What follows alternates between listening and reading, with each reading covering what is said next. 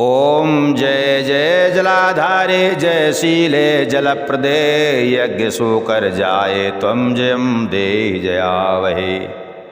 आइए आज हिंद पुराण कथा के अंतर्गत श्रवण करते हैं भूलोक का साम्राज्य। भूलोक की अधिष्ठात्र देवता हैं आदिशक्ति माँ गौरी। अत्याचार दुराचार क्रूरता करने वालों का सर्वनाश होता है। इस भूमंडल पर जो भी रहने वाले लोग हैं, जो भी अत्याचार करेंगे, क्रूरता करेंगे, दुराचार करेंगे, पाप करेंगे, उनका सर्वनाश होता है, उनका वंश इस पर फलीभूत नहीं होता है। ये विशेष गुण है पृथ्वी पर रहने वालों को होशियार हो जाना चाहिए।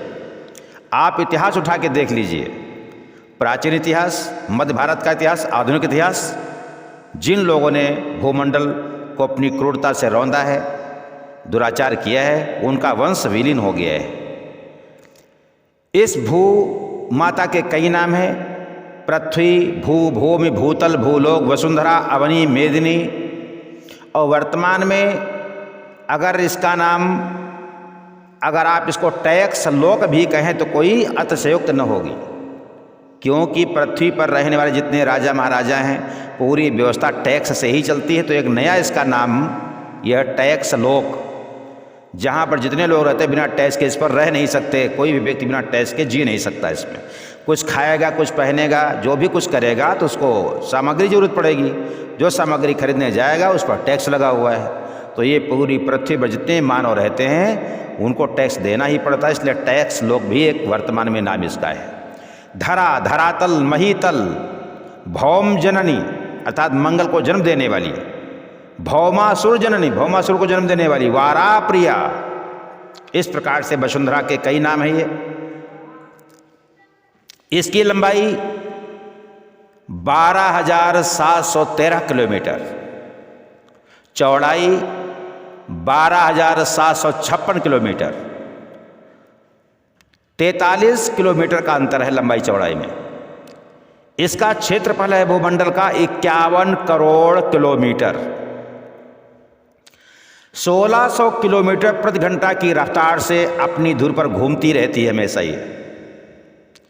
24 घंटे में 40,075 किलोमीटर का रास्ता तय करती है, अर्थात 460 मीटर प्रति सेकंड अपनी धुरी पर ये पृथ्वी घूम रही है। पृथ्वी पर जल का साम्राज्य 71% है, 29% भूमि है। पृथ्वी पर रूस का साम्राज्य है 12.5%।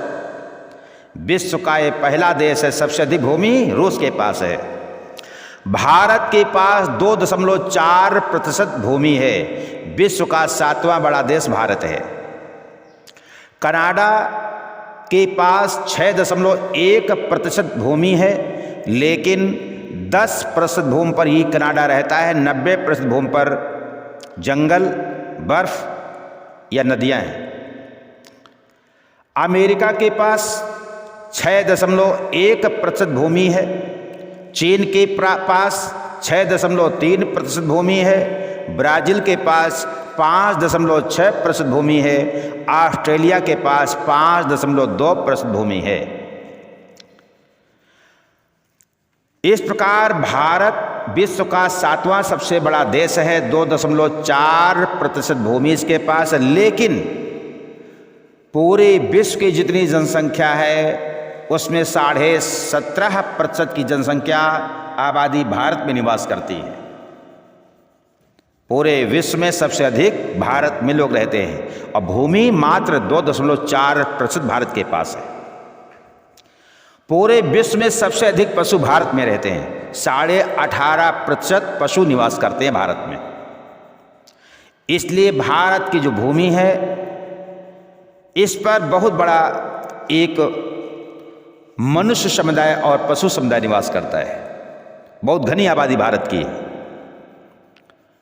पृथ्वी पर जितने लोग रह रहे हैं मानो, इसलिए रोजगार की समस्या इनके आगे है, खाने पीने की समस्या है, लेकिन शासन सत्ता ऐसी सुंदर जब होती है तो कोई भूखा प्राणी नहीं भारत में सोता है। बड़े प्रेम से लोग सरकार की तरफ से कुछ पैसे कमा करके ही या बिना कमाने वाला भी चैन से आराम से भोजन करते हैं। पृथ्वी के नीचे देखिए अतल लोक है, देवद्रोही मय दानव के पुत्र निवास करते हैं। अतल लोक के नीचे और आगे जाएंगे जब वितल लोक मिलेगा, भगवान महादेव जी निवास करते हैं। उसके आगे सुतल लोक है, जहाँ प्रहलाद का नाती महाराज बलि निवास करता है, जो 8वें मनवंतर के इंद्र बनेंगे। सुतल लोक के आगे तलातल लोक है, जो दानवराज मय रहता है। तलातल के बाद महातल लोक आता है। महातल लोक में कद्रु आदि ने सर्प निवास करते हैं। और उसके आगे रसातल लोक है, जहाँ देवताओं से वैर मानने वाले दानव निवास करते हैं।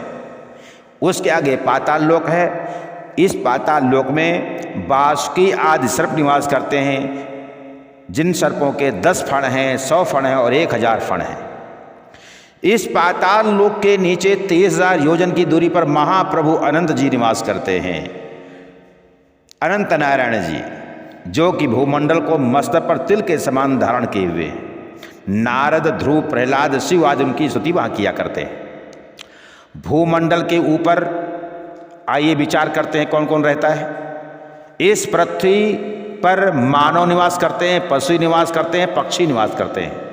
और मानव के ही रूप में इसमें देवता भी निवास करते हैं और दानव भी निवास करते हैं, जिनके 2 हाथ हैं, 2 पैर हैं, 2 आँख हैं, मनुष्य जैसे देखने में लगते हैं, लेकिन मानव रूप में दानव भी निवास करते हैं और देवता भी निवास करते हैं। बस उनके आचरण से पता चलता है मानव है या देवता है या दानव है। जो दिन रात परोपकार में लगे रहते हैं वो पृथ्वी पर देवता कहे जाते हैं।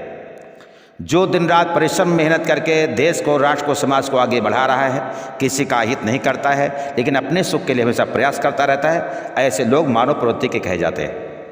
जो लोग न चैन से रहते हैं न दूसरे को चैन से रहने देते हैं, ऐसे आतंक मचाने वाले, दूसरे को भयभीत करने वाले, क्रूरता करने वाले दानव कहे जाते हैं। इस प्रकार मानव रूप में मानव, दानव और देव निवास करते हैं। भूमंडल पर पशु निवास करते हैं, पक्षी निवास करते हैं। पृथ्वी के ऊपर अंतरिक्ष लोक है, यक्ष, गंधर्व, राक्षस, भूत, बेताल निवास करते हैं। उसके ऊपर स्वर्ग लोक है, जहाँ देवताओं का निवास है। उसके ऊपर महर लोक है, जहाँ ब्रह्मचारी निवास करते हैं, ब्रह्मचर्य का पालन करने वाले। उसके ऊपर जन लोक है, वहाँ नरप्रस्थी लोग निवास करते हैं, जो बच्चों के शादी ब्याह वगैरह से निवृत्त हो गए और पति पत्नी आराम से एकांत में अपनी कुटी बना करके कहीं खेत में या घर के बाहर या घर में ही रह करके अपनी साधना उपासना में लगे रहते हैं। ऐसे वानप्रस्थी लोग जनलोक में निवास करते हैं। आगे तपोलोक है, जिसमें सन्यासी लोग। हमारी जो एक संकुचित भावना थी, मेरा परिवार, मेरे बच्चे, मेरे बहू, मेरे नाती, ये संकुचित भावना, संकीर्ण भावना थी अभी तक, लेकिन अब ये हमारी विचारधारा बदल गई। विश्व में जितने भी बच्चे हमारे ही बच्चे हैं, सभी हमारी बेटियां हैं, सभी हमारे बच्चे हैं, हमारे सभी परिवार के लोग हैं। हम सबके कल्याण के लिए ही कार्य करेंगे। जब ऐसी भावना जागृत हो जाए, तो ऐसी भावना जिसमें जागृत हो जाती है उसको सन्यासी बोला जाता है। ऐसे लोग तपोलोक में निवास करते हैं। आगे सत्यलोक है, जहाँ लोक पितामह ब्रह्मा जी निवास करते हैं। इस पृथ्वी पर 7 द्वीप हैं। जम्बू द्वीप, ये भारतवर्ष जम्बू द्वीप के अंतर्गत आता है। इसमें जामुन के वृक्ष अधिक पाए जाते, इसलिए इसको जम्बू द्वीप कहा गया। इसके आगे प्लक्ष द्वीप है, जहाँ पाकर के वृक्ष ज़्यादा हैं, इसलिए प्लक्ष द्वीप कहा गया। उसके आगे कुश द्वीप है, वहाँ का जल नशीला होता है, उस जल को पीने से नेत्र लाल हो जाते हैं, कुछ नशा महसूस होता है, इसलिए कहा जाता है कि मानो मदिरा का सागर हो कुश द्वीप में। आगे घृत द्वीप नाम का स्थान है, जहाँ का जल घी के समान शक्ति प्रदान करता है। वहाँ का जल बहुत शक्तिशाली होता है, जल पीने से लोगों को काफ़ी तृप्ति मिलती है और शक्ति प्राप्त होती है। उसके आगे क्रौंच द्वीप है, जिसका भी जल बड़ा शक्ति प्रदान करने वाला दूध के समान है, इसलिए उसको क्षीर सागर नाम का समुद्र घेरे हुए। आगे शाक द्वीप है, वहाँ का जल खट्टा है, अर्थात टाटरी या फिटकरी के पहाड़ वहाँ क्षेत्र में ज़्यादा है आसपास, इसलिए वहाँ का जल कुछ खट्टा है शाक द्वीप में। उसके आगे पुष्कर द्वीप है, जहाँ का जल मीठा है और शक्ति प्रदान करने वाला, तेज प्रदान करने वाला, ओज प्रदान करने वाला वहाँ का जल होता है। इस पृथ्वी पर इस प्रकार से 7 द्वीप और 9 वर्ष हैं। पृथ्वी पर इलाव्रत नाम का जो वर्ष है, भगवान महादेव निवास करते हैं, शंकरषण देव की उपासना करते हैं। जो कैलाश पर्वत क्षेत्र है, ये इलाव्रत वर्ष के अंतर्गत आता है। भगवान महादेव का निवास इसमें है। यहाँ पर किसी का शासन कभी नहीं चला, केवल महादेव का ही शासन चलता है यहाँ। आगे भद्राश वर्ष है, जो धर्मपुत्र भद्रश्रवा निवास करता है। हेग्रीव नारायण की उपासना करता रहता है, जो भगवान नारायण ने हेग्रीव अवतार लिया था, घोड़े का अवतार लिया था। उसके आगे हरिवर्ष नाम का तीसरा वर्ष है, जहाँ प्रहलाद जी भगवान नरसिंह नारायण की उपासना किया करते हैं। चौथा केतुमाल वर्ष है, यहाँ कामदेव जी निवास करते हैं। अनेक युवतियाँ देवियाँ इनकी उपासना करती रहती हैं। रम्यक वर्ष में वैवस्वत मनु निवास करते हैं। ये सूर्य पुत्र हैं। ये 7वां मनवंतर जो चल रहा है पृथ्वी पर, इस 7वें मनवंतर का नाम इन्हीं के नाम से रखा गया। इसी मनवंतर के अधिपति हैं ये महामत्स्य नारायण की उपासना करते हैं और रम्यक वर्ष में निवास करते हैं। छठा वर्ष है हिरण्य वर्ष। पितरों के राजा अर्यमा निवास करते हैं, कच्छप नारायण की उपासना किया करते हैं। 7वां उत्तर कुरु वर्ष है, यहाँ पृथ्वी माता साक्षात निवास करती हैं और भगवान वाराह की उपासना किया करती हैं। 8वां किम पुरुष वर्ष है, जहाँ हनुमान जी महाराज साक्षात निवास करते हैं, ये अमर हैं और भगवान राम जानकी की उपासना किया करते हैं। 9वां वर्ष है भारतवर्ष, यहाँ देवर्षि नारद निवास करते हैं बद्रीनाथ क्षेत्र में और नर नारायण की उपासना किया करते हैं। 6 महीने मनुष्य उपासना करते हैं, 6 महीने देवर्षि नारद करते हैं उपासना। इस प्रकार से पृथ्वी पर ये 9 वर्ष हैं। 9 वर्षों में भारत को बहुत श्रेष्ठ बताया गया है और पुराणों में गाया गया है कि धन्यास्तु ते भारत भूमि भागी, भारत भूमि धन्य है, धन्य है। जहाँ पर कथा सुनने मात्र से भगवान की भक्ति करने वाले वैकुंठ को प्राप्त कर लेते हैं। यहाँ के मानो भारत के रहने वाले मानो ही वसुधैव कुटुंबकम की भावना रखते हैं, किसी का अहित नहीं करते, सबको सीने से लगाते हैं। यहाँ तक कि भारत के विषय में देवराज इंद्र ने एक बार कहा था, न यत्र वैकुंठ कथा सुधापगा, न यत्र वैकुंठ कथा सुधापगा, न साधवो भागवतस्तदाश्रया, न यत्र यज्ञेश मखा महोत्सवा, सुरेश लोकोपि न वैस सेव्यताम।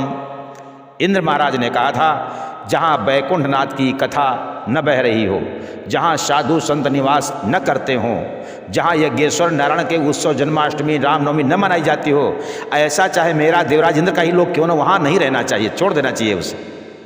क्योंकि ये भारतवर्ष ऐसा देश है, यत्र कथा श्रवण मात्रेण मुक्ति करतलिस्ता, जहाँ केवल भगवान नारायण की, राम की, कृष्ण की, महादेव की कथा सुनने मात्र से मोक्ष हाथ में आ जाता है। लौकिक मोक्ष और पारलौकिक मोक्ष दोनों मोक्ष मिल जाते हैं। लौकिक कोई भी समस्या हो उसका निदान तुरंत हो जाता है इनकी कथा सुनने से, और पारलौकिक जो मोक्ष होते हैं कभी संसार में नहीं आना पड़ता इस संसार में, और पारलौकिक मोक्ष भी मिल जाता है। इस प्रकार से ये पृथ्वी का साम्राज्य है जिस पर देव दानव मानव पशु पक्षी निवास करते हैं। ऐसी पृथ्वी माता पर जो लोग रह रहे हैं वो सदाचार करने वाले तो फलीभूत उनको होती है पृथ्वी है। जो दुराचार की खेती करते हैं पृथ्वी पर उनके वंश का नाश हो जाता है। यत्र कथा श्रवण मात्रेण मुक्ति करतलेस्ता, ऐसी भारत भूमि है। वंदे मातरम, वंदे हिंद मातरम, जय हिंद, जय भारत भूमि।